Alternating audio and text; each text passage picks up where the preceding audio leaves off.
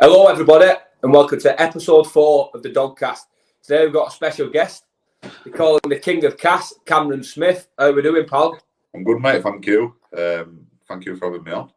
Hey, you're welcome, mate. I couldn't go many more episodes without having Cookie Gate crew on, could we? Yes, Cookie Gate crew. What it is. So this is our 4th attempt at starting the podcast because we got halfway through the introduction and Dazzy realised that his mum had put a washing out and a knickers were on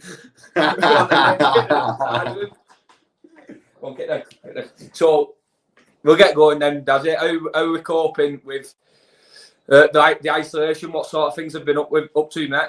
Yeah, mate. I've not been up to much, to be fair. Just taking time to relax and recover this past week. But then obviously getting in the other day, doing a bit of training and that. But to be honest, mate, I'm just bored. There's not much to do. I've got to open my mind up a bit and maybe pick up a book or try to get out as much as I can. But obviously we can't now with the news last night. But yeah, mate, just same old. I'm into my gaming, aren't I? So I've been playing a bit of Xbox and just trying to keep occupied. That's what it is, mate. It's a bit crazy, and I think the novelty is going to soon. It's been a bit of excitement about at the minute with everything's new. No one knows what's going on and no work, and that's the topic of conversation. And it's a bit different, but I think the novelty is going to wear off soon, and everyone's going to be struggling with the things that you're speaking about there. A bit of boredom, and yeah, you've got a good idea there. Try and pick a book up or something like that, and get into that. Just like. The only bad thing is that I'm not sure what books to read. That's it. I've the same problem, mate. I need picture books. Yeah, that's me and all. I might see if I can bring some. The mum can bring some of them Biff, Kip, and Chipper or whatever they are. That's what it is. I bet. So if you've been chilling for last week and relaxing, we're in Cam Smith's bedroom. I bet there's a few stenches in there, mate. Isn't there? Yeah, mate. Yeah, this has been me. I'm in my mum's house. I've been in there, obviously lived in the same house all my life. And yeah, like you say, I live next door to you for a bit, didn't I? And I don't know why, but you say that I stink all the time or something. But I don't say you stink. You say you stink. It's certainly clean. It's certainly clean in here, mate. Mum's a bit of an OCD freak, likes everything. Jane, don't mess about. No, she's not clean. She's kicking lasagna, isn't she, mate? Yeah, that's what I mean. I'm back at home now, so I've got to be careful what I'm eating and that. I walked through Dwyer yesterday, and there's cheesecake in fridge, there's all that. So talking about cheesecake, mate. You cooked you didn't cook. You baked a cheesecake the other week, didn't you? Yeah, mate. Yeah. What cheesecake was that? I baked a custard cream cheesecake. Sorry, not baked, made. Yeah, I'm into my baking, but I don't really get. For some reason, I don't really get around to doing it. So you're not into it then? Just like the idea of it. I've had ingredients in cupboard and fridge for ages and just not got round to it. But yeah, I told all lads that I like making them, and yeah, I'm probably gonna have a crack over this 3-week period of isolation and see what I can get into. Yeah, I think I might do a bit of baking, but that leads us on to Cammy's calf. That's on the back burner now, mate, isn't it? Yeah. Just had a little idea that I've always wanted to open my own cafe and have a good coffee shop. And in Cass, obviously you've not been much, and there's not much here, so it's tough to find an independent coffee and cake shop that everyone would go to. So. I've been really interested in trying to get my own, but obviously this has come up and it's a bit of a bumping road. But obviously long term, it's really something that I'd like to do, and maybe something that I'd like to do after rugby as well. Yeah, see, a lot of people, mate, now will be seeing your face and how old you look, and then this conversation we're having and how mature you're being. Will think that you're not 21-year-old. They think you're 42-year-old, mate. It's scary, mate. Let's talk to me before we get into some serious stuff. Talk to me about the rate my face when you was a kid, when someone put on Facebook because some of the names and sayings that came right. So I must have been in year 10 at school or year 11. I can't really remember specifics. And there was just this page going around on Facebook at the time called Rate My Selfie, and obviously I struggled as a kid, all covered in spots, and all that crap, and like I get called that. But yeah, one of the lads put my face on this Facebook page, and I was just reading through comments, and they were saying stuff like, "You look like a welder's bench." A pepperoni pizza, an old dartboard. That was my favourite. That's one of my favourite, the old dartboard. My favourite, when I like to go out with, was a face like a stuntman's knee. But you were cheering, mate. Look at you. You got jammy in that now. You're all settled down. Oh yeah. Batting way overs. So how's this going to look then? This lockdown, you're not going to see much of the missus for the lockdown, or what? Because normally you more or less live with her, don't you? Yeah. Well, I've been living with her for a bit, and obviously now this has come around. Want to limit as many people as we can in an household. So she's got two brothers, a mum, and a mum's partner in the house as well. So it's even though it's a big house and there's plenty of rooms and that, it's just a little bit. We're on top of each other all the time. Yeah. And that's one reason why I've had to say that, like, look, I'm going to come down here and I'm just going to live with my mum while this all blows over, because the plan is hopefully at the end of when this is all over, is to get my own place and somewhere where I can call home, because I'm a bit back and forth at the minute. And over this period, it'll be difficult for me to, obviously, you're not allowed to leave the house, and all my clothes and my stuff's down here. So I've just come down here for the time being. I think that takes us nicely into Cookie Gate, mate. Let's talk about Cookie Gate, eh? Yeah, Cookie Gate, mate. The biggest Cookie Gate so far. It's character building, mate. Character building. Mate, Cookie Gate is an apartment block just across the road from Kirkstall, where we train. And when I first moved to Leeds, obviously I was moving from Wigan and I was looking for a place. I didn't really know Leeds. Got on with Cammy, and Cammy said, "Oh, I'm buying this apartment across the road," through my agent. And there was 5 of the boys that got them in the end. I think there's me, you, Hawley, Danny Maguire, and Ben Jones Bishop. Yeah. All through this same agent. And Cammy puts me onto this bloke. He said, "We get 10% off, dog. Let's get one. We'll live together and all this." So that's what we did, didn't it, mate? We ended up in we did. Right, we tell them how long you was waiting to get in. I think I bought. Would it have been 2016? Yeah, it would have been before I came. No, 17 was the year they won it, so you bought it then. 17. I came in 18. Yes, I bought it in August 2017. I don't think I managed to get in while June 2019, was it? Yeah. No, it was 2018. It was 2018. Yeah, but 2018, sorry. You bought it saying that it was ready within the next month or so, and then you still waiting. Kept putting 2 months and 2 months, and obviously because it was next to the training ground, I kept going having a look, and they were like, "There's no chance I'm moving in here anytime soon." So we eventually got in, didn't we? We eventually got in, and like I said, the other boys, they bought them, and they were just using them as investments and renting out. But we was in different. You was a young lad moving from Cass, experience of living in Leeds. I needed to move over. I couldn't travel from Wigan, so we ended up, and we was the first couple of people in the building, weren't we? Yeah. There's nobody in there at all. Let's talk about the bedroom that you kicked in. Well, mate, where do we start? Yeah. So like I said, I just moved in. I was really looking forward to just getting out of my mum's house and experiencing things that I want during while I'm living in Cass. And what a great city Leeds is to be able to go and live there and do tons of stuff. And obviously, like I said, the building won't great cracking, which is still to this day. So it's improved, mate. It's improved. Sorry, it's improved. It's still great. The fella's been living in mine for a year now, and I wonder how he's got on. I bet he's bloody drove himself around Bend. So yeah, like I said, just about this. For some reason, mine were constantly cold, like ridiculously cold. And no matter how long I left eating on for, because I used to call. Are you allowed to swear on this or not? Tell you all, I did bleep it out if we have to. Yeah, I'll call him tight, and because I don't put eating on, but I did put eating on it. But as long as you left it on, the heat just left the room no matter what you did.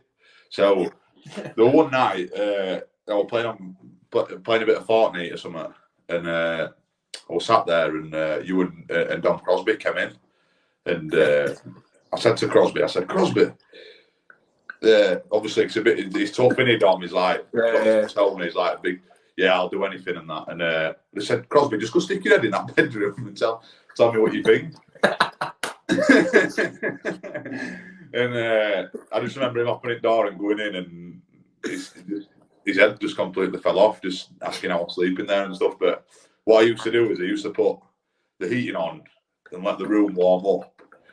And then as I went to bed, because the heating got ridiculously warm, I'd turn it off and then I'd get to bed. But I'd wake up at night and my nose would be bloody blue. It'd be like, oh. It was freezing. I remember thinking there must be a penguin walking past with a jacket on. That's what I was saying to him, and that was a joke. But it was freezing, and you took your miss. You got so this. You were single at this point, weren't you?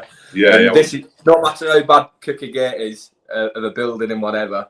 The big thing that happened, the big event was you got a missus and you moved back home because she walked into the room, didn't she? Yeah, don't want that. Well, obviously, people who don't know what I'm like, I really like to big things up and like. I remember saying to Jamie, "Oh, this place, like it's awesome. Like I've lived here for a year and that." Proper sold a dream, and she walked in, and I just seen look on her face, and I was just like, "Yeah, I'm definitely going back here." It's me on my apartment, was it? I remember getting in the shower, and she was sat in like living area a bit, and she said, "Surely your shower's not just that powerful." Because water was just trickling out and it wasn't actually spraying me from the shower. So I knew that. Yeah. I knew from then it was just too difficult travelling from Leeds and that every other time, as well as training. So I just decided to move back and rent my place out. But bloody hell, what a time it was! Like when we had the World Cup going on and all that. And yeah, we had a good time together and built a pretty special bond, haven't we? Definitely, mate. Where I could ring you up, you'd ring me up and say, "I'm just in shop now. Can I pick you something up?" I said, "Daddy, get me some bog roll." So he says, "All right, no worries, dog. I'll rock up." Anyway, he comes in with this bog roll, that tracing paper. You tight bastard, Cam. So yeah, I was looking out for each other. Tracing paper for bog roll. Right, let's get on to some serious stuff, mate. Let's talk a bit about rugby. My favourite topic. Exactly, you could talk about it all day long. Obviously, in that back garden, practicing your convoys and that back. That's what you're doing now, mate. Running plays in back garden, you and your Daniel. Yeah.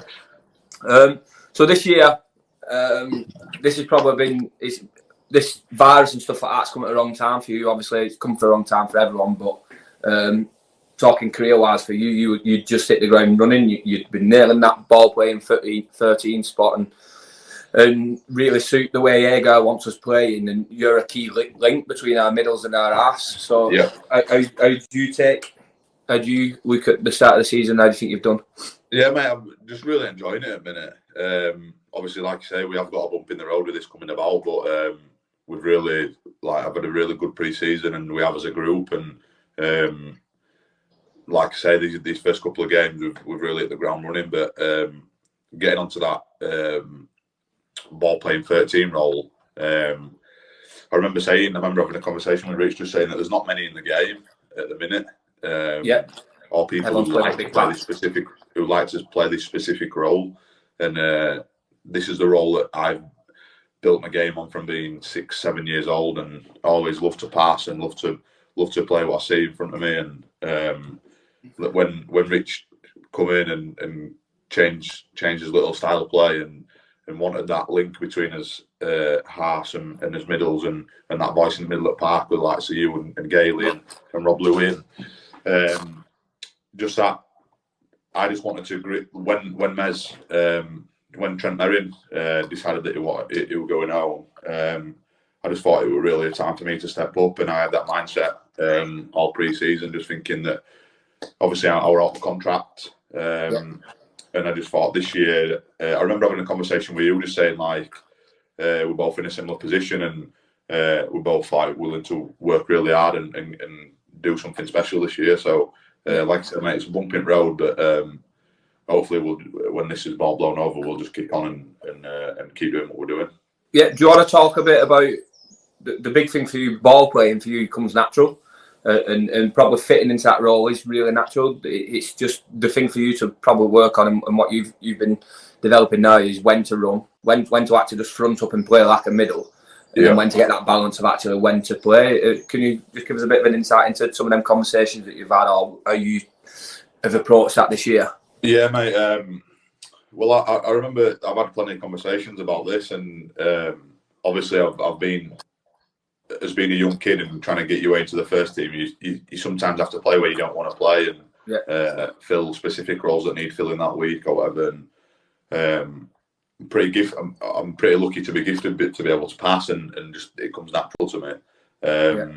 So I've played in plenty of different positions and developed different skills, but obviously I want to become this ultimate number 13 where you don't know whether he's going to run, he's going to pass, he's going to do whatever. Do you know what I mean? Like obviously, like we've got one in the Sean Loughlin in the game now, and just on that insight, it's got me my mindset changed from.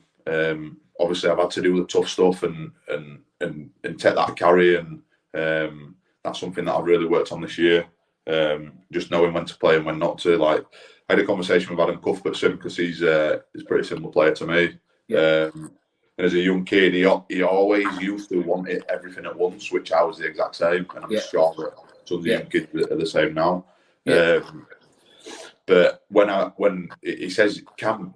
He pulled me before the Bradford game. It was Cam. I'm just going to say this to you once. I want you to just build into the game. Just don't go chasing something that's not there. Don't go looking for something spectacular. Because nobody, you don't need to do that. So, like you say, just on the insight of knowing when to run and when to front up and stuff, it was just like I've had a mindset of the first couple of carries are going to be tough, and I've just got to get down and play the ball and stuff. But then when it does start to open up, that's when I do start pulling the trigger. But that's something I've really worked on this year. Yeah, that's similar with everyone though, mate. That's the issue that I reckon's been the biggest problem for me in my career. It is when you're not playing big minutes or you're not naturally just in that 13 every weekend. You don't really need to panic about whether you're playing or not. Sometimes you try and overplay. And I found that. And then when some people set you up, just ease into the game or whatever. Well, that's difficult when you're having to prove yourself to be in the team because you're trying to make something happen to give you that reason. Whereas the patience and just being calm and composed and waiting for stuff to come your way, it is the way that you've got to play. But when you're waiting and trying to get in the team, you run around like an headless chicken sometimes and put players on, and you're doing one good play, one bad play, which creates inconsistency, which only comes with the experience of going through that. But then you get there and you realise, I can be a bit more patient. I can wait for it to happen. I don't need to make it happen myself. It's just like we had on the pre-season camp. Just like obviously we've got a really young squad, and this is my 5th year full time now. I feel like I've been around for ages. But obviously my career's only just beginning. And I just look at some around the room, and obviously it's full of young kids, and they're in the exact same position I was a year ago. Like, not saying that I'm just miles ahead in front of what I was last year. But you've gone. Just wanting that everything at once, and just knowing that when you take yourself out of the situation, like you say, the patience is key. And we've had tons of conversations, haven't we, about like me struggling, and I just want to be that role and I want everything at once. But it's just sometimes not like that, and you've just got to trust the process and keep like the consistency. 100%, and if there's any of the young boys seeing that's a good message for them. Let's talk about, that's enough of the boring stuff. I know it's not boring for you, Let's talk about Bali. Holidays, yes. So me and Cammy ended up on Cammy's first. Was it your first proper holiday? Yeah. Well, the first chance I've been able to go away with a bunch of lads. Yeah. Had you been anywhere before that? Had you been on holidays before that or not? Yeah, like with family and that, but nothing as far as Bali. Yeah, so we went to Bali, and this was my first year, and we'd been living together for a bit. And we went, me, Cam, Josh Walters, and a mate of ours called Jordan Harper went, and Cammy made the trip, didn't you, Cam? Well, I tried my best, mate. Yeah, I tried my best. hopefully, we can get some pictures of you. I just remember the first couple of days. With consent. I remember the first couple of days, and Cammy was buzzing. It was boiling, and it was like this buzzing. It was in Bali, and he was sat there sunbathing, pale-skinned, a bit overweight because it was back end of the season. And he was sunbathing, he was buzzing. He was like, "This, I'm gonna have a right tan. I can't wait. I've never had a tan." And then the day after, it was like a snake in bed with all the I was in so much pain. Yeah, the sunburn. But then I realised I kind of went, how come I've ended up sunburnt and no one else has? I said, Cam, because you're putting sun cream on and you're jumping straight in the pool straight after. So I was like your guardian for the trip. Let's talk me through, Cammy. Talk me through the swimming with turtles and the near-death experience you had. Yeah, so like you say, it was the first time I've been able to go away, and I've never really gone anywhere as hot as that was. And I just thought, yeah, I'm buzzing. I'm going to get a tan and that. Cause I'm palest man in Cass.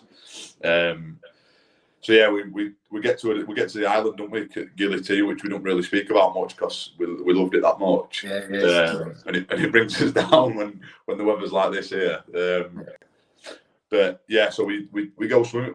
We get the chance to go snorkeling with some turtles and to see this structure under the water that everybody goes and sees when they visit this island. Yeah, the statue. Yeah, and were the fella Papua New Guinean? They weren't Papua New Guinea. No, they're Balinesian. No, but they were a Papua New Guinean fella, weren't they, on the boat? I don't know where he was from. Balinesian, not from Papua New Guinea. I'm sure someone was saying he was Papua New Guinean. Well, anyway, we get on this boat, and I've never ever been snorkeling before, ever. And I'd say that I'm a decent swimmer, but I can't swim at pace. So I'll be able to keep myself up. So let's just talk about it. We was all sat on the boat. We got to where we were snorkeling, and everyone was a bit anxious, didn't know whether to go in first. And you said, right, I'll go first. Hop straight in with my snorkel on. Went 6 feet underwater, hot water in my snorkel, and everything. And then I struggled to come back up, and I was like, what the hell? And I'm looking around, and there's just deep blue everywhere. And then obviously you lot jumped in after me, but none of you just went under like me. And then I'm just swimming along, and it was rough, wasn't it, mate? It just keeps getting rougher and rougher, and then I'm just starting to panic, and then next minute I'm shouting, "Oi!" going under, shouting. That was so funny. The boat had drifted away, hadn't it? So the boat was quite a way away. Yeah, it was miles away. And I was going, whoa! That you didn't see no turtles, did you, mate? No, mate. And you came over and have a little word with me and that, and make sure we were all right. But no, I didn't get a chance to see any, and then I stayed on the boat for the rest of the time. Then. Yeah, well, your Papua New Guinean mate, he was on with, mate. He was no slug under the water, mate. He was mate, just mad. Like I just sat on top of the boat, just watching you fellas, and I just seen this fella just get out of the boat, and he must have been under the boat for 2 minutes, maybe longer, and then he just kept cleaning the viewing point, wasn't he? Yeah, just cleaning, and he just kept coming up for a little breath of air, getting straight back under, and doing whatever he was doing. But I was just like, what the hell? Is impressive that. Let's talk about the types of people that they're on, mate. And so obviously you're from Cass, I'm from Wigan, and Josh Walters was with us. I don't know where Waltz is from. Waltz is from Middlesbrough. Yeah, a bit of the posh boy Waltz. Let's just say that. And we'd been on our little adventures. I think we'd cycled around the island and seen the sunset, and we got back to our hotel, and it had a little pool bar in, didn't it? Yeah. Now, this pool bar was just bigger than a bath, and not as big as a jacuzzi. Yeah. And we were sat in it, and we said, right, we'll have a quick one before we get to 80 for tea, didn't we? Yeah. And, this is early doors. This is early doors. And this is classic case of the Wiganer. Cass lad and then the posh boy, because we must have been sat there. How long do you reckon we did in that pool bar? Oh God, no, it was a couple of hours at least. We did a good 3-4 hours in this pool bar. Me and Cam didn't get out, and Walt's getting out, and then Walt's turned around and he says, "Have you two not been out for a pee yet?" No, he said before. He said, "Right, let's be honest. I've been getting out. How many wees have you had in this pool?" That was it then. It all came out, didn't it? It all came out. Oh, you can take the lad out of the Cass, but you can't take the Cass out of the ladder. Yeah, lad, you can't. What a trip. I wonder if it's wrote down. I wonder if we can speak about the Kuta prostitutes. No. Phil can edit it out anyway, because nothing went on. But let's just talk about when we first got to Bali. This was our first night, wasn't it? Yeah. First in Kuta, and the way they explain Bali is 7 Yak's like a beefer, a bit more high end, and Kuta is like a rough maggle full of drunk Aussies. So our first night, Cooter being at the side of, we went to Cooter, didn't we, and went for a drink. Yeah, just at the side of his hotel. Yeah, and do you want to talk to us about you thinking you was killing it on the dance floor with all the women coming over and dancing around you? Yeah, well, we got in that club, didn't we? And we thought, bloody hell, it's a bit shady here, so we'll just get in this one because it looks the best. And everywhere we went, they were happy hour everywhere, weren't they? Just like, oh, you can get so many drinks, or whatever. So we just went in there, and obviously, keen as mustard, me, you wanted to get up and have a dance and that. And next minute, I'm surrounded by 10 women. What's not like cast, no one's like you. We're killing it here, aren't we? Like, everyone's after us. And little did we know, we found out that they were prostitutes. So we soon fled, didn't we? Yeah, it was an eye opener, mate. It was an eye opener for us. Right. I thought one of them were Ava who killed us. Thought Ava turned up. Yeah. Talk me through before we finish now. Is our last point. Talk me through all the nicknames you have got at training and where they've come from, because I've never known anyone with so many different nicknames. Wait, how long have we got? Well, you've got a good couple of minutes yet, so let's run through some. Bloody hell, where do I start? So I get called Daz is the big one.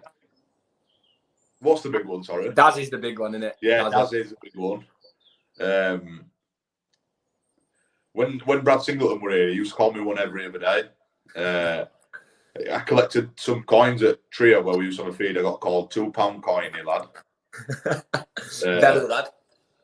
Yeah, said that one. Then I missed a ball in a drill, and they called me Blindy. So I don't know where that Ringy. Ringy, because I've ended up with ringworm about 8 times. King of ringworm. You put me on spot here. I'm trying to think of them all. Tell me the Dazzy Fisher story, mate, because that's all we want to hear. Yeah, so I remember there's just a fella around Cass. You're scared of saying this now in case he comes and kills you. Yeah, that's what I mean. I don't know if we can say this. I'm serious. If Dazzy turns up dead in a couple of weeks, that's why. Yeah, I remember this fella, and I obviously know him now, and he, one of my first nights out, we just got caught up in a big fight. Not me personally, I was miles away, and remember telling lads all this story about this one fella, and it was Jordan Baldwinson who, for some reason, because it was my first night out and I was buzzing and that, and I was telling this story, and Baldy just goes, "All right, Dazzy," or something along those lines, and it's just stuck ever since. So that's my main nickname that everyone calls me now. But like I say, I get called different things every day. So when someone says Cameron, it's a bit weird, isn't it? No one really knows who it is. I wouldn't know your name's Cameron, mate. Yeah, that's not me. So yeah, there's not plenty. Right, mate. I think that'll do us. Oh, good, mate. Really enjoyed it. You enjoyed it? Yeah, enjoyed it, mate. Yeah. Right, no worries. Thanks everyone for tuning in again. Don't forget, please subscribe. I'm getting told to tell you that. So please subscribe, and thank you to the King of Cass himself. Cheers, man, mate. No worries, mate. See you again. Enjoy it. Cheers, mate. See you.